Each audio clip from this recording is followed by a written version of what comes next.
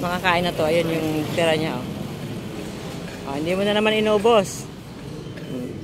Asan na yung tubig nyo? Good morning. Kumusta?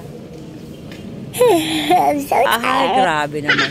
So, ganito yung gawain may may. Pagkatapos kumain, magchichill na siya. Dito sa, close kasi sila na may-ari dito eh. Kaya dito ang teritoryo niya, guys. Pumapasok ko. Ay, bastos talaga to. At ako nilalayasan, kinakausap kita. Kumusta ka naman? Mag-usap muna kami may guys. Good morning muna tayo. Tamang kwentuhan muna kami ngayon, hindi yung pagpapakain. Kasi yung cat food hindi niya inubos. May, ba't di mo inubos yung cat food mo? Di ba kabilin-bilinan ko na ubusin mo yon dahil nga mahal ang cat food na pinapakain ko sa'yo. Nakahiwalay ang cat food mo eh. May, nakabukod yung cat food mo.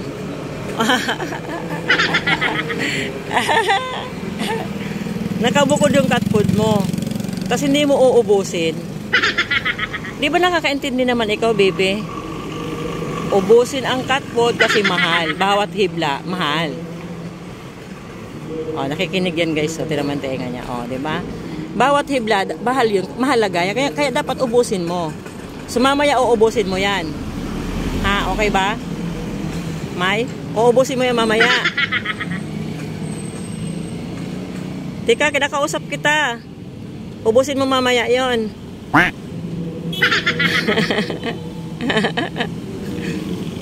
Ubusin mo mamaya. Ha? Ubusin mo yung mamaya. Ha? May. Huwag kang maingay ha. Nanakawin na kita dito. Okay lang ba sa'yo? Ayaw pumayag ni ate. Huwag daw kita kukunin.